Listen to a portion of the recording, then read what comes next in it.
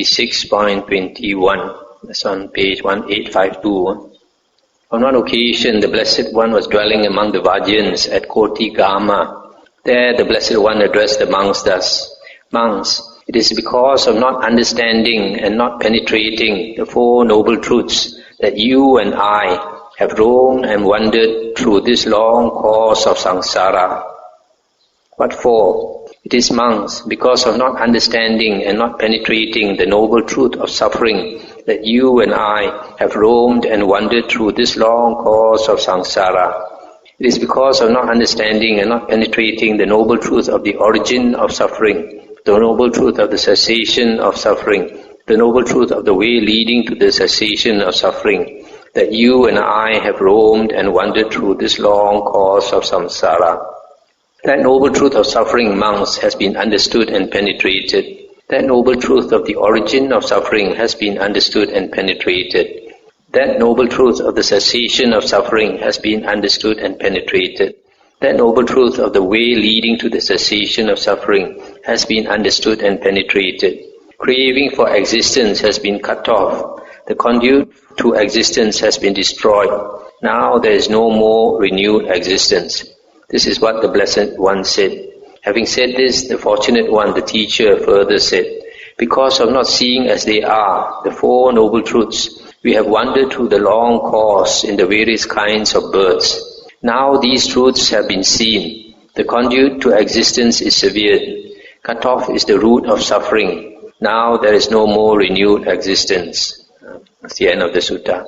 So it's because of not meeting and understanding the Four Noble Truths that all of us have been turning in the samsara lifetime after lifetime after lifetime after lifetime. Now we are very lucky that we have met the true Dhamma, so we should take this opportunity to really study and understand the Buddha's words so that at least we attain stream entry and we will not be reborn in the woeful planes of existence again. And if you are not born in the woeful planes of existence, then there's not much suffering left. So you can take a slow boat out of samsara. There's one thing I want to mention here. The Buddha says the craving for existence has been cut off. Earlier, in the sutta, we read about the 3 types of craving. Craving is the root of suffering. The cause of suffering is craving. And it was mentioned earlier in the sutta that there are 3 types of craving. Craving for sensual pleasures, craving for existence, and craving for non-existence.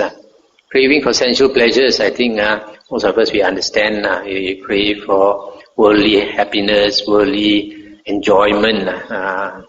That's why we want to seek delight here and there, going here, going there, always looking for enjoyment.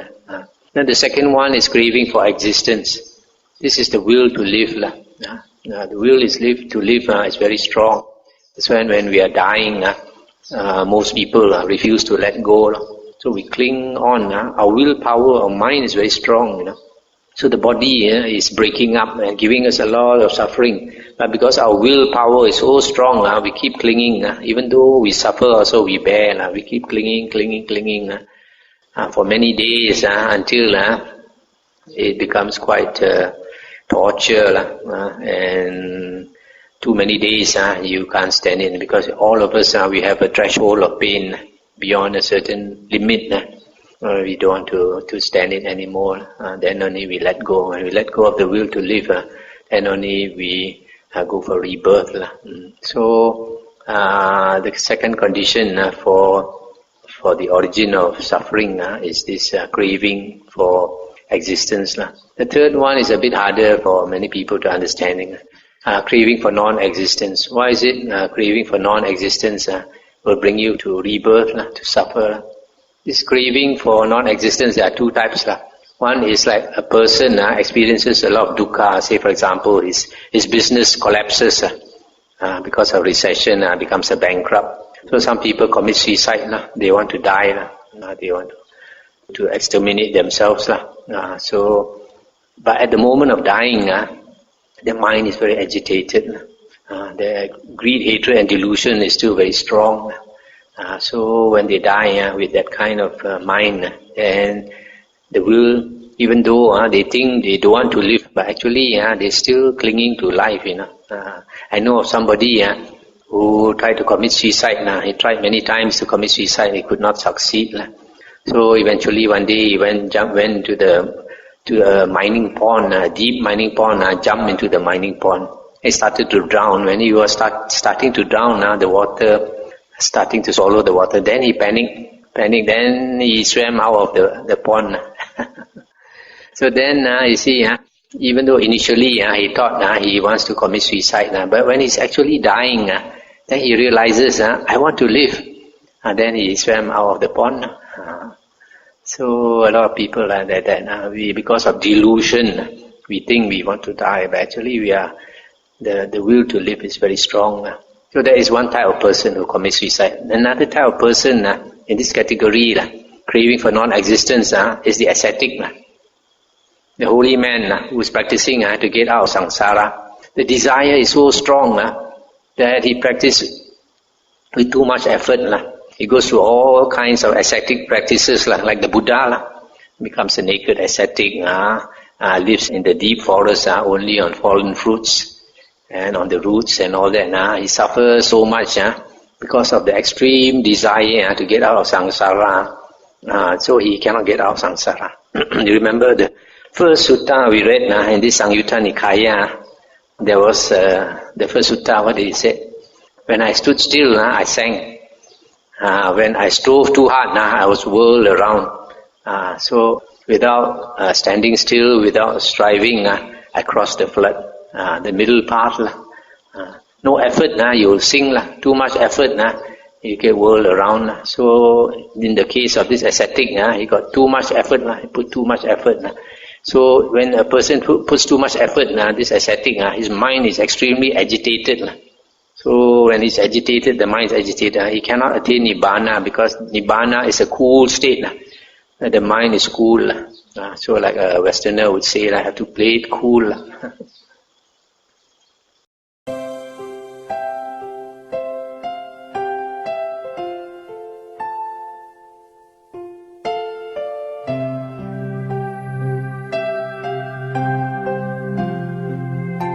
.24 at Savatthi. Monks, whatever arahants, sammasambuddhas in the past fully awakened to things as they really are, all fully awakened to the Four Noble Truths as they really are. Whatever arahants, sammasambuddhas in the future will fully awaken to things as they really are, all will fully awaken to the Four Noble Truths as they really are. Whatever arahants, sammasambuddhas at present have fully awakened to things as they really are, all have fully awakened to the Four Noble Truths as they really are. What for? The Noble Truth of suffering, the Noble Truth of the origin of suffering, the Noble Truth of the cessation of suffering, the Noble Truth of the way leading to the cessation of suffering. Whatever arahants, sammasambuddhas, fully awakened ones, will fully awaken, have fully awakened to things as they really are, all have fully awakened to these Four Noble Truths as they really are.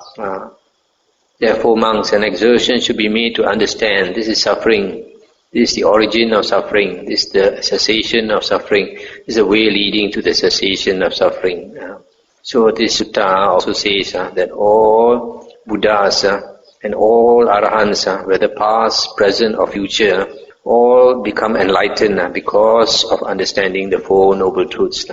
So the Four Noble Truths are extremely important. But understanding of the Four Noble Truths are at different levels. A person who understands at a low level will attain a low attainment, will have a low attainment. Someone who understands at the intermediate stage will have an intermediate attainment. One who understands fully, completely, becomes fully enlightened or liberated.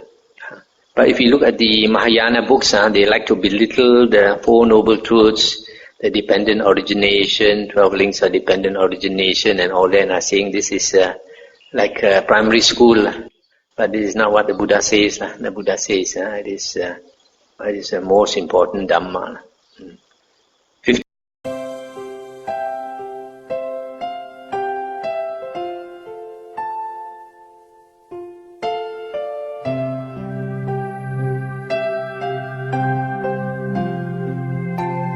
56.31. On one occasion, the Blessed One was dwelling at Kosambi in a Singsapa grove. Singsapa is a kind of tree. Then the Blessed One took up a few Singsapa leaves in his hand and addressed the monks thus. What do you think, monks? Which is more numerous, these few Singsapa leaves that I have taken up in my hand, or those in the Singsapa grove overhead? In other words, these leaves in my hand, are they more or the leaves in the forest? And they said, Venerable Sir, the Singsapa leaves that the Blessed One has taken up in his hand are few, but those in the Singsapa grove overhead are numerous. And the Buddha said, so too, monks, the things I have directly known but have not taught you are numerous, while the things I have taught you are few. And why, monks, have I not taught those many things? Because they are unbeneficial, irrelevant to the fundamentals of the holy life, and do not lead to revulsion, to dispassion, to cessation, to peace, to direct knowledge, to enlightenment, to nibbana. Therefore I have not taught them. And what, monks, have I taught? I have taught this is suffering. I have taught this is the origin of suffering. I have taught this is the cessation of suffering. I have taught this is the way leading to the cessation of suffering. And why, monks, have I taught this? Because this is beneficial, relevant to the fundamentals of the holy life, and leads to revulsion, to dispassion, to cessation, to peace, to direct knowledge, to enlightenment, to nibbana. Therefore I have taught this.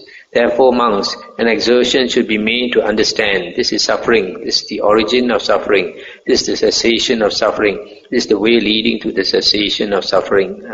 So this is a well-known sutta where the Buddha held the leaves in his hand and said that the things that he has taught us are very little compared to the things that he knows. He knows a lot of things about this world that scientists would like to know, but they are not no real benefit in the holy life. That's why he does not want to say all these things.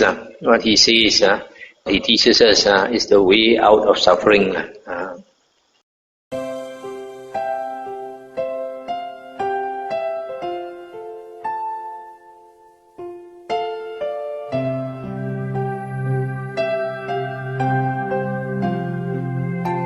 Sutta 56.32, it's on page 1858.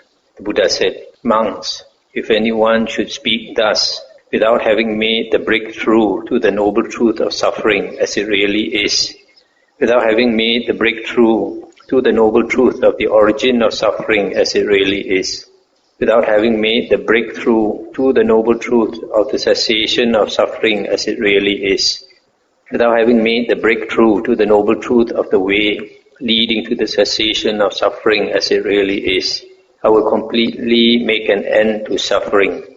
This is impossible. Just as monks, if someone should speak thus, having made a basket of acacia leaves, or of pine leaves, or of myrobalan leaves, I will bring water or a palm fruit. This would be impossible. So too, if anyone should speak thus, without having made the breakthrough to the Four Noble Truths as they really are, I will make completely an end to suffering. This is impossible. But monks, if anyone should speak thus, having made the breakthrough to the Noble Truth of suffering as it really is, having made the breakthrough to the Noble Truth of the origin of suffering as it really is, having made the breakthrough to the noble truth of the cessation of suffering as it really is, having made the breakthrough to the noble truth of the way leading to the cessation of suffering as it really is, I will completely make an end to suffering. This is possible. Just as monks, if someone should speak thus, having made a basket of lotus leaves, or of kino leaves, or of maluva leaves, I will bring water or a palm fruit. This would be possible. So too, if anyone should speak thus, having made the breakthrough to the Four Noble Truths, I will completely make an end to suffering. This is possible. Therefore, monks, an exertion should be made to understand this is suffering, this is the origin of suffering, this is the cessation of suffering, this is the way leading to the cessation of suffering. That's the end of the sutta. So in this sutta, it's very clear There is no liberation from samsara without thoroughly understanding the Four Noble Truths. So the Four Noble Truths are extremely important in the Buddha's teachings. The most important principles in the Buddha Dhamma concerns these Four Noble Truths. It's not like some of the Mahayana books say, and Four Noble Truths are primary school stuff.